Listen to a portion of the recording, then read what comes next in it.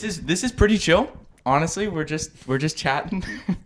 There's not a crazy plan for today's episode just because it's the beginning. But I got some comments from viewers that they asked on our education video, questions about some auditions and like, oh, is this a blind audition? Which they were asking some very specific questions. I was like, we're not going to know that. Like for certain towns, I was like, girl, I don't know. So, and we got some like brass questions and some instrument questions. So we'll just kind of be chatting. But this is the first installment of Lunch in the Band Room. This is episode 1, our introductory episode. Woo, say hi. Nice. Hi, everyone. Hello. We're missing Marco because Fool didn't show up. he could be asleep. We actually don't know. He's definitely asleep. He is definitely asleep. Yeah, he's definitely asleep, and we got literally food for him. But basically, the concept is we're going to be talking about things that people ask about band, about our time in band together, because we were in band together for at least 7 years of schooling, all of middle school and high school, and Lyon Bros separately. So... Also, quick shout out to Felix. It was his birthday a couple days ago. Yes, it was. Did you see what I posted? I did not see what he posted. You didn't? No. It was a video from I'm like 5 not years on ago. Instagram. Of him playing the trumpet. He's like, this is day 1 of playing the trumpet. It's like, "Arr!" It like was not even. I was like, happy birthday, Felix. So, yeah, shout out Felix. Happy birthday, Felix. Whenever this airs, it was the 22nd. So, happy birthday. Actually, Felix. it was the 21st. 20. I posted on the 22nd. My bad. Fake friend. But I remember he came out on the Hunger Games. Yeah, he Remember? always came out on like the Friday when like the Hunger Games movies would release. Yeah, when those were coming out, it was like they always came out November 21st, and it was always like Felix's birthday and Catching Fire, or like whatever movie it was. But Felix should be joining us here pretty soon. And here, no, I'm just kidding. He like walks in. No, but he is coming down for the holidays. For people asking, he is alive. He's still here. He's just in another state. He just goes to college in another state. Mm-hmm. I get so many questions from people, even people I answer. They're like, but where is Felix? I'm like, But where is he really? We're just like, tell us the truth. I'm like, okay, I don't think know. we're hiding him in like a closet. Yeah, I don't know what else to tell you. So Felix will be joining us on one of these. But basically, we're just talking about our experiences, answering band questions, and then if there are more complex topics, that's when we'll take them to the web series that is The Longer Look with Lyon Bros. So this will be like the first stop if we're asking like percussion questions or band questions or whatever, drumline, with all our experiences and answering how we can. And then from there, we'll take like the more complex ones that if we're not going to talk about like, I don't know, harmonics or like some like very specific things. We'll talk about that. Yeah, do we want to jump into some questions first and then see what's going on? We do have food here. You can't see the food, and if you're just listening, you can't see the food either. But we do have some Domino's. It'd be really. If you're listening though, you can see the food. you can't spell. We got Domino's. What Noah? What do we got? You picked it up. Pepperoni pizza and cinnamon twists. I think you're the one who ordered it. Yeah. No, I know. I'm just trying to spread the love. Oh, thank you. So you can talk. Aiden, what's that other pizza without opening the box? Take a wild guess. Yeah. Is it pepperoncinis and mushrooms like last time? Pepperoni. It's That was a just mistake. another That was a pepperoni. mistake. No, it's literally just cheese. Oh. It's a cheese pizza. Okay, we got some questions. Let me get a good one for us. Ooh, okay. So Noah, go ahead. While I have a piece of pizza because I haven't eaten yet, tell us. He said about how to tongue faster on trombone / low brass. So just Okay. kind of talk about that while I eat some pizza. So you've probably done this intuitively without thinking about it, but whenever you tongue a note, you're probably tonguing by using a syllable like da or maybe ta, but da is usually better. Like, well, that might actually kill the mic. I just realized, but Just do it next to it. I guess. Yeah, but either way, so that's single tonguing, and the way you tongue faster is by double tonguing. You introduce a new syllable in the mix. So obviously, you can't do your brain can only do that so fast. So the way you would actually double tongue is by using a syllable dugga dugga dugga dugga dugga really fast. So a G. Yeah, kind of like a G sound. It's And there's like tons of exercises that specifically try and like get that smoother, because like even if you just try and do it on your own, it's going to sound kind of disconnected and choppy. That's still something I have to work on. But if you do it really slowly, like da ga da ga da da ga da ga da, and you kind of go up a scale doing that, and then very slowly speed it up, you should be able to see some good results. Yeah, that's awesome. And it's definitely different for brass and woodwinds, mostly because the difference of having an external thing. So if I can just go, like if I was buzzing and I go, that's different than having something like inside your mouth with your tongue. Stopping the like. I think woodwinds just have it easier. No, it's much harder. It's so much harder to double, triple tongue. I can't even. I mean, I don't practice for it. But. I mean, you guys can actually slur things. No, you can't slur. No. Yeah. But so that's all you say. What was an example? You said the scale. Did you have another like? What do you mean? What it is? They said there's like a warm up or like an exercise. There's a billion of them in the book called like an Arbin's warm up book. I don't have one. How do you spell that? I don't know. Can't put it on the screen. Okay. Oh well, you just look it up. You'll find a picture. Okay. But yeah, there's tons of exercises in there that should just help with things like that, and yeah, it's kind of all it is. It's really just a slow to fast type thing and a familiarity type thing. As most things are for practicing, and you could say that about drums as well. That's about all things are. Like fast fills, Oh, sure. you hit them slow. you got to do the slow Half tempo. half tempo. Anything about that? If you're conquering like fast, How do you double tongue on things? drums? No double tonguing on drums. Fast fills. Yeah, like or if you have something that's like too difficult in the same regard, where Noah's like you just really got to work up to it. Just kind of speaking about that for like percussion, whether that's like marimba, anything that involves sticks. Well, you definitely want to break it down. So like if it's like an 8-bar thing or a 4-bar phrase or a fill that lasts like a whole bar, you want to break down each beat and make sure that you're doing each thing correctly first. Yeah. Don't try the whole thing. Like a big mistake I think I tend to do like earlier on is to just play through things, and you often get that wrong and you practice the same thing wrong and you get frustrated. So just slow it down. It's kind of counterintuitive that your brain wants to just glance past things, but if you have the patience with yourself to slow down and just practice it at a comfortable tempo where you can do something correctly, that amount of correct repetitions is what's going to allow you to play it faster. Yeah, I know that I am not the best at that, and I definitely will. It's a bad practice habit, so don't do this. But like, I'll go and I'll try it, the whole thing. I'm like, oh, dang it. I'm like, okay, take a second. And then for some reason, I'm like, it's magically going to happen the next time. I'm like, I must have just messed it up. No, this is definitely, that's the way to do it. There's a difference in mistakes that are like, you didn't lock in versus an intuitive mistake, like you didn't understand what was happening. This is true. Like sometimes in leading sections, everyone stops like everything when there's one mistake happening. But like sometimes mistakes just happen because lapses in judgment happen. There's a difference between something and understanding and something where it's just like an execution error, like a one-time thing. Yeah, and that's why when I'm playing in like band settings, like on piano or something, it's like there's the people who like need people to know that they know they messed up.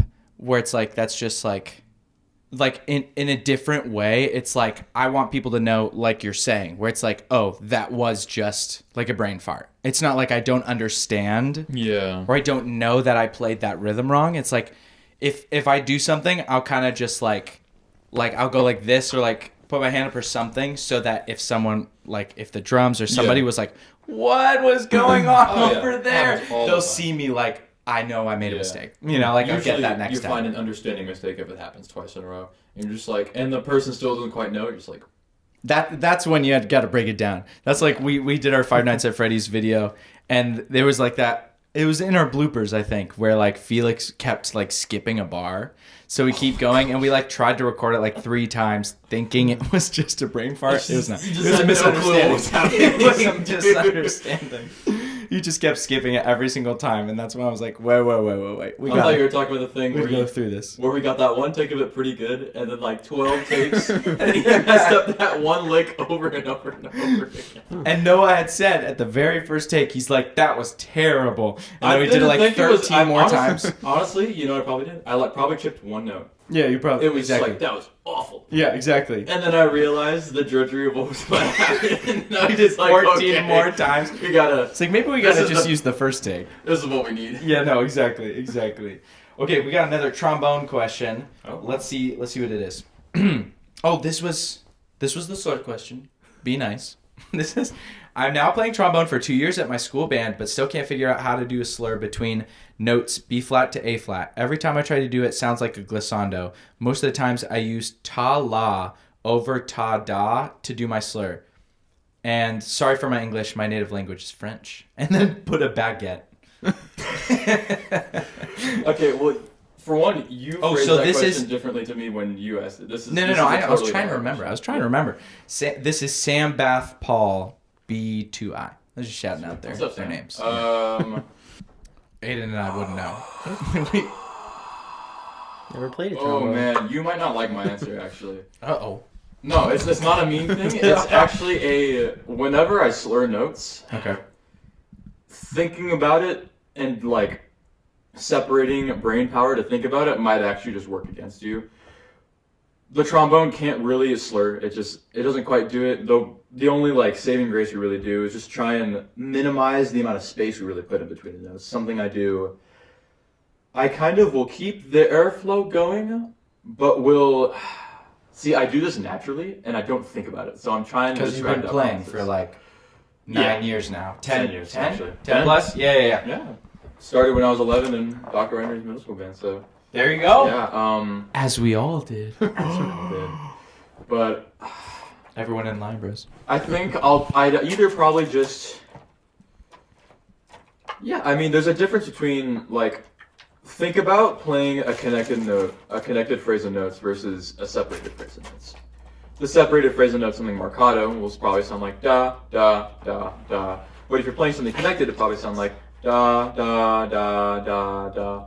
And the slur best works for other instruments. So for trombone, I just try and connect it as much as possible and really, really minimize the space. Sometimes I probably won't even like stop the airflow.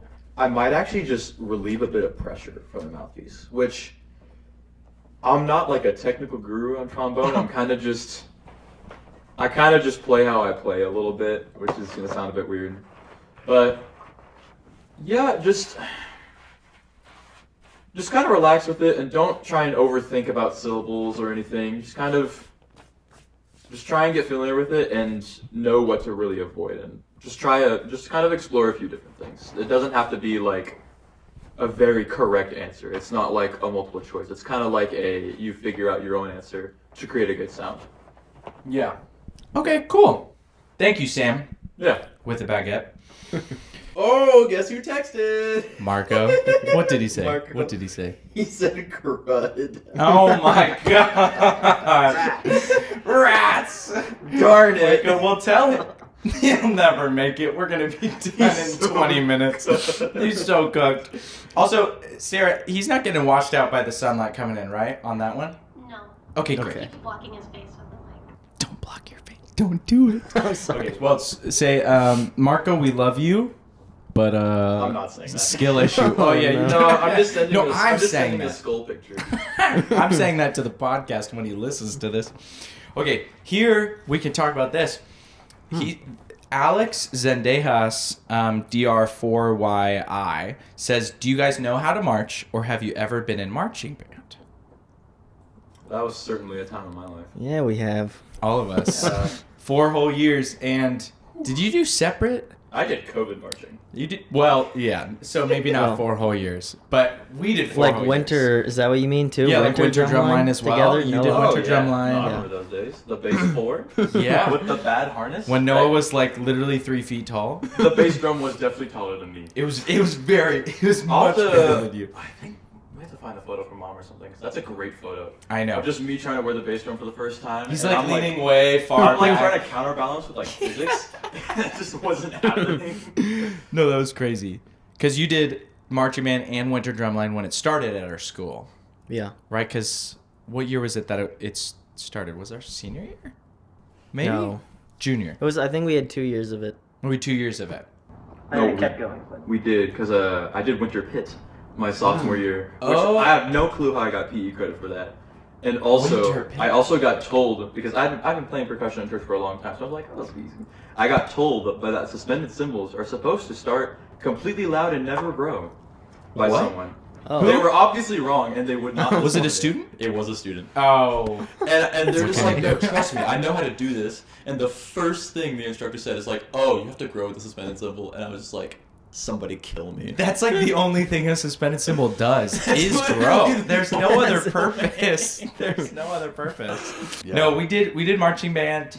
I would say my favorite part of marching band was actually not the marching at all. It was the pep band, like in the stands playing the pep That was tunes. fun. Oh, That was fun. sure. That was my favorite. I mean, did we have the best marching teaching? No. Maybe not, but like that. So like maybe if we did have like top tier, like marching teaching, maybe it would have been my. We didn't have enough students that would favorite. like care about that level of marching either. Like, I'm gonna be honest, a lot of people. Were Which just there that to be comes there. with, like, if you have a really big respected program, you have people that really care. Yeah, yeah, and people want that to be kinda good at it. shape You up, know. Like, education is such a two-way street. Like, especially going into college and thinking about it, like. You have to care. You have to care and you have to want to learn. And in public school, that definitely doesn't happen all the time. So, like, in marching band that's true. programs, it's just like, I mean, if you don't really want to be here, you're not gonna you're gonna phone it in, And it's, we definitely had like a phone it in program on a lot of levels. Yeah, but I think we did pretty good at least like band council and stuff like that. Like kind of like helping There's definitely hype people up. No. I mean like in terms of like, because of course you're gonna have the people who don't want to be there or are there for the PE credit because they thought it'd be easier than a PE class, which sometimes is not easier than a PE class. No, yeah. I still get Unless told you're in that. pit. I still Front get ensemble. I still get told by college kids, marching band, why does that even count for a PE credit? I'm like, you guys just don't understand. No, you don't understand, bro. You can't Especially explain with it like either. the big drums and honestly, well, actually any drumline instrument. Yeah. Well, aside from cymbals, they're not. It's not the same as like a harness, but like. Shout outs to Marco, cymbals freshman year. Did you do cymbals freshman He year? did. He actually might have done it 2 years. I don't remember, but he was like a cymbal guy for a bit.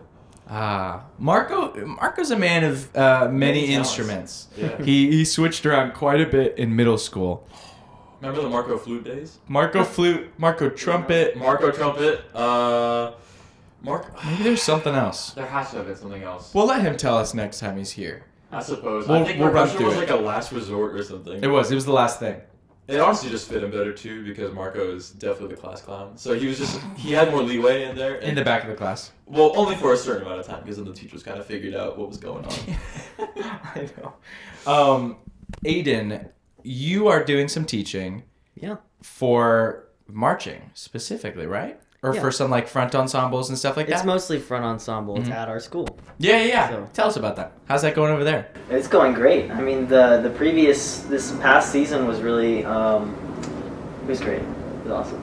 And teaching front ensemble was not the first thing that I actually intended on doing because I was in drumline the whole time. Yeah. And I did classical percussion, I guess like concert band percussion. Mm-hmm. That's what I did. And that's pretty much my only experience in front ensemble. So it's like it was interesting making that switch because I myself learned more like marching technique in pit to prepare for being the instructor to do it.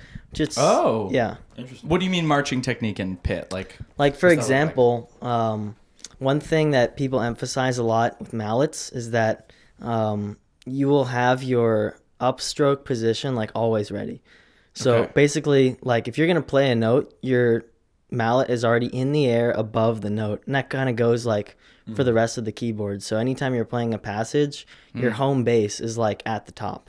as opposed to Yeah. like hovering over it? Is that what you're saying? Like As opposed to like keeping your mallet heads like above the keyboard. It's yeah, it's like raised the down. whole You time. have it up, Yeah. so you could just boom. Yeah. Interesting. Yeah. So that was a big. That definitely wasn't That's a. happening in our ears.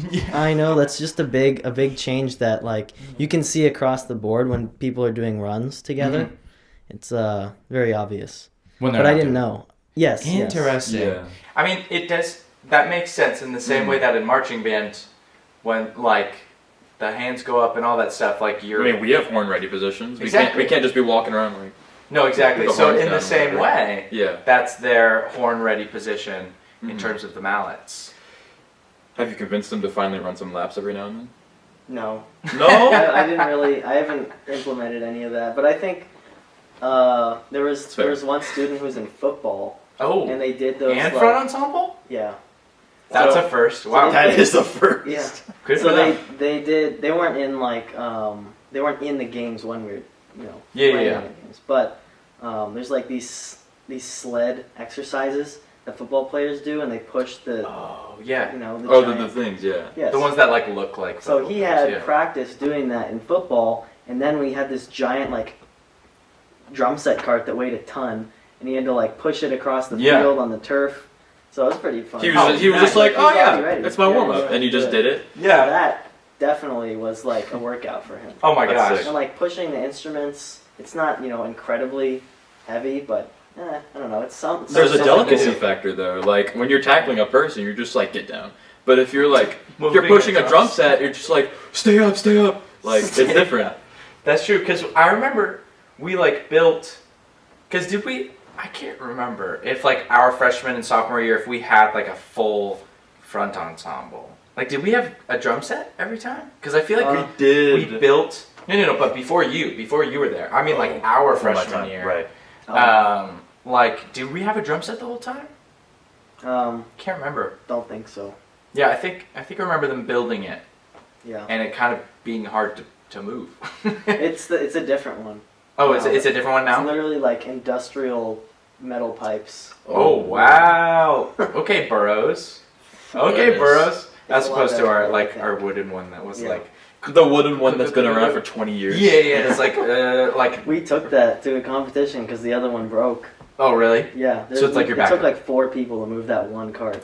My gosh, I remember that being like really I do know that. annoying to do. Oh man, I remember front ensemble players always complaining about setup the whole time. In every scenario, it's like I'm so tired, bro. I just had to move this marimba, and it was like after like a 4-hour drill day. And it's like 100 degrees outside, and I'm like I was dead inside at 1:30, and it started at noon. Yeah.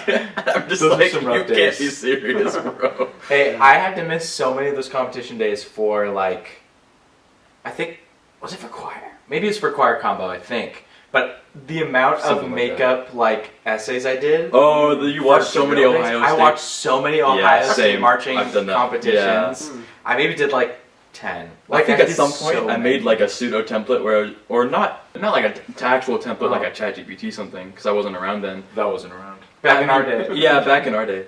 I just mean like in my brain I'd say, oh, I loved their marching technique and I loved the piece in the first movement where they did this. I noticed that they were always alert, ready, and I basically repeat those 3 statements for like a whole page. Well, because what else do you like? I'd be like, wow, that's a really cool switch. Oh wow, they had to move really quick there.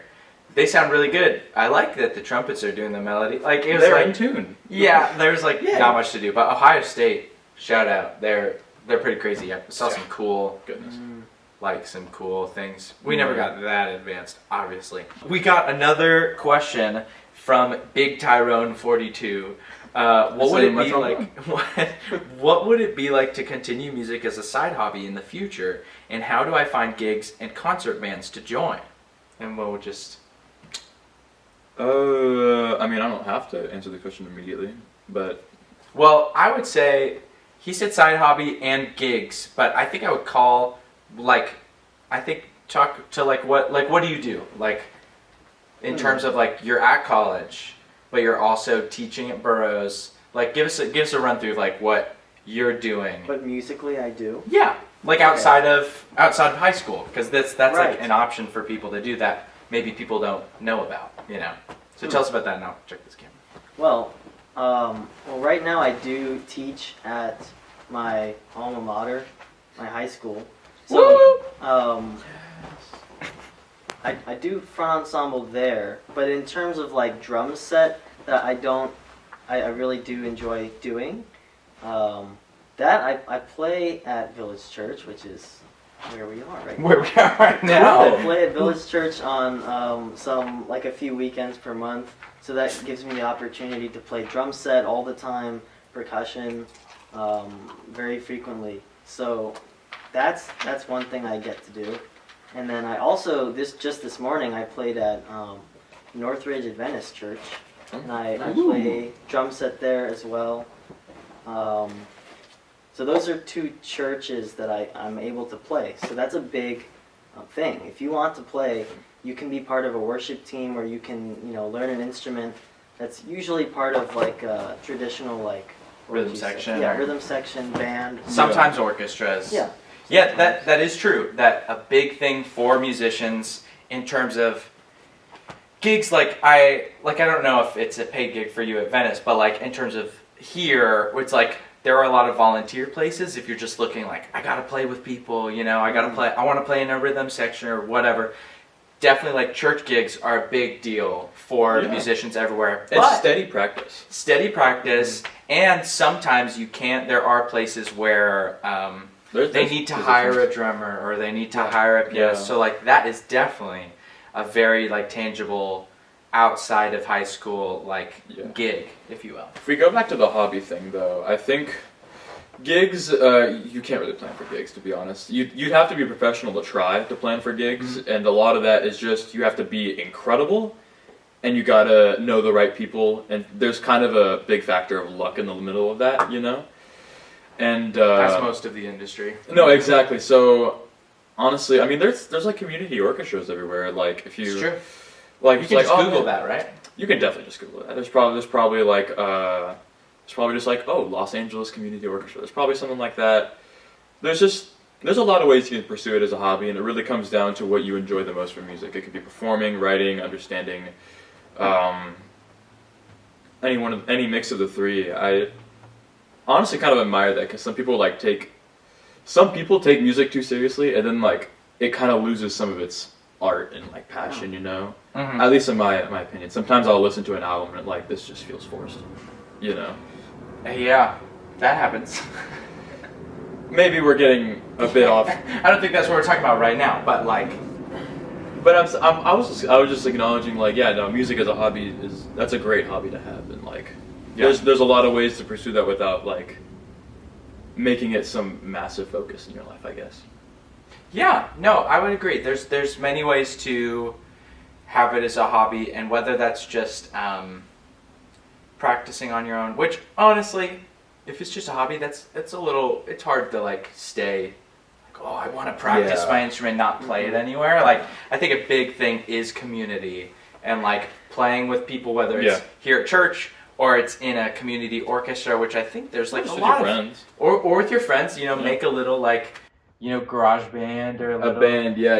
You get someone who barely knows how to play their drum kit. Exactly. And then like a keyboardist and like a couple of horns, and you just like jam, Yeah, there's tons of jam bands. Yeah. This one stopped. It stopped? No! I'll say it in camera, but it says, would you touch on something like how to practice getting familiar with chord tones on a new standard? And I think within that, you can also just talk about when you're learning a new song. Yeah. Like as a drummer and as an instrumentalist. Those are probably different perspectives. I'll go first. I think.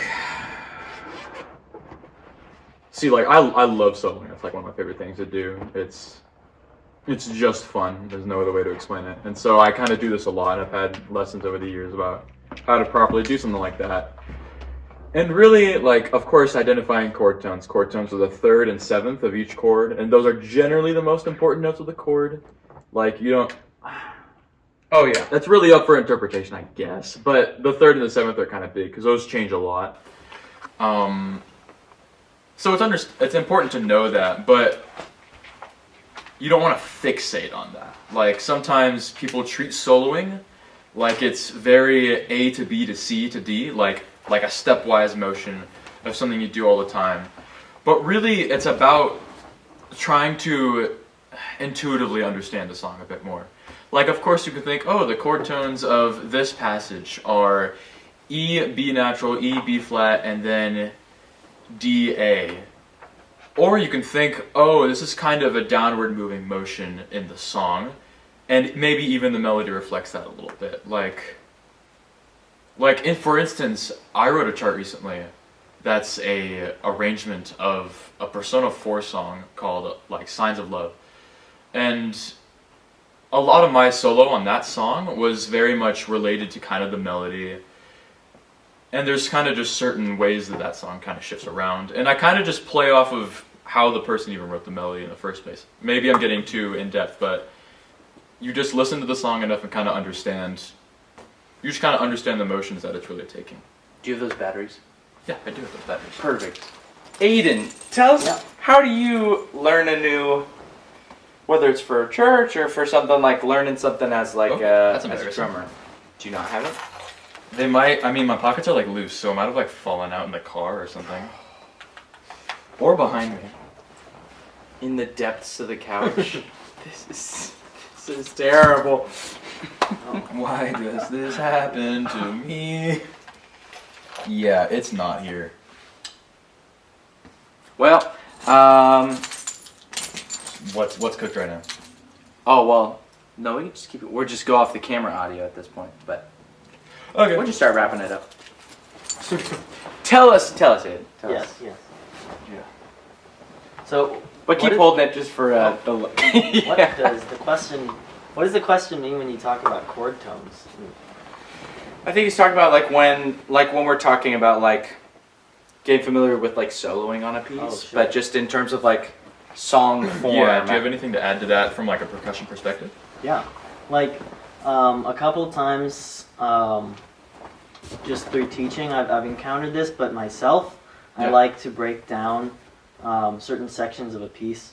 So something that a couple, like a lot of people will do when you're first reading a piece, if you don't know like notes very well, or you want to just make it easier for yourself. Mhm. I see students do this all the time. They write in every single note above the note, Yeah. and they never read the music. They just read the name of, they read like the letter of the alphabet above the note, and that's all they're reading. So they're not really learning how to read music.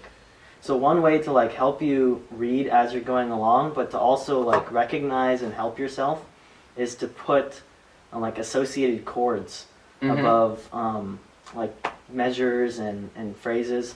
So you're kind of walking yourself through the general like notes that are in that passage Yeah. without writing every single note out. Yeah. So like often when there's like an arpeggio, Mhm. like they write in every single note, but I'm like, you see how all these notes are repeating, right? And you see how I see if what you mean. play them It's together. like pattern recognition. Yeah. Come on. So then I'm like, what I like to do is to just write a chord above it, and then teach yourself what is in that chord, Yeah. so that you don't have to recognize each note individually, Yeah. but you can just read it in the context of what the chord is. So that really helps with arpeggios, but in other circumstances too, you know the context of what's going on, so it helps you to play the notes in that context, rather than just like, it's telling me what to do, so I'm gonna do it, and that's it. That's the only reason. Like, Yeah. Yeah. it's much better to know like how what you're playing fits into the overarching like. Yeah, song structure. Yes. Yeah, I think honestly, even a good rule of thumb for something like this is the effort should really come from the ears, not from the pencil. Just like if you're thinking you have to like overanalyze and write down like a whole bunch of things, sure that has its place and it's important, but really you can just learn a lot by like really kind of sinking your teeth into the music or your ears, I guess. Yeah, and definitely in terms of chord tones, when we're talking about like the third and the seventh, just really quickly before we wrap up here, the third and the seventh, why they're so important is because that's how that's like the identity of the chord. It's Yeah. like if you change the third or you change the seventh, that changes the whole thing. So if it's C major, seventh, the third makes it major, and the 7 makes it a major 7. But if you make it It's a great chord. flat, it makes it a flat 7, then it becomes a dominant chord. So it's like completely different Yeah. sound, different chord because of the 7th and 9. 7th and 3rd, but then once you get color tones on top, hold on, I hear you breathing, waiting to talk. Once you get color tones on top, those are colors. Like those don't. it's not necessarily the super like the structure of the chord, and they're not as important as like the root, yes, but then the third and the seventh defining what that chord is. Is it my turn now? Yeah, really quick though. No, I 'cause just we gotta go. generally, I mean, I get kind of similar questions at school. And obviously, I of course say, oh, chord tones are important, but then they just gravitate only to the third and the seventh. So that's kind of why I didn't try and box myself in there. They are definitely the identity of the chord, but like, don't take that as, oh, I need to play only the third Well, and the don't seventh. only play that, but in terms of like landing on, like aiming for the Yeah, third. those are or definitely aiming- like focal points. that you Yes, land yes. You should like rotate around, you know, Yeah. gravitate towards those. on. But yeah, we have to wrap up real quick because I got to go play some drums for church here in about 5 minutes. Mhm. But thank you for joining us for our first. So that's you guys. That's me. Thank you for joining us for our first episode of Lunch in the Band Room, episode 1. Very exciting. Please. Episode 1. Drop any questions you have that you want us to discuss. I haven't told you guys this yet, but I definitely, for one of these, I want to like directly imitate Hot Ones, but they're hot takes for bands. So it's like eat a Deathwing or like say this about your something. Eat a something. Deathwing or tell us your opinion about like viola or something. Yeah, exactly. So that will definitely be in the future, and I think that'll be funny, and we'll get all the Hot One sauces because I There's don't so think, many hot takes. I cannot handle spice. I don't think we're gonna do well with the spices, but that should be. We're fun. definitely not. We're gonna be out by like Cholula. Yeah, Cholula's not even on the list. Have you seen Hot Ones? Yeah. Oh, okay, just making sure. Just making sure. Have you seen the Better Hot Wands? What? No. You know, it's a Smash Bros thing. Hungrybox's name is Juan, so he made a show called Hot Wands where he interviews gamers. Oh, that's and he's actually like, funny. yeah, I'm definitely ripping off a show. I don't care. That's funny. I've not seen that. Much nicher. But Yeah. thank you for being here. Let us know your questions, and we'll read them on the podcast and answer them. And we'll see you guys next time. I was gonna say next week, but next time. Don't know when the next one will be. Yeah. So thank you for see. being here. Just say bye. See you later. Yeah. Bye. Okay, perfect. Woohoo! Now I gotta go play some drums. What is it without you and picking up my You breathing? said hi to the camera, you're not in frame.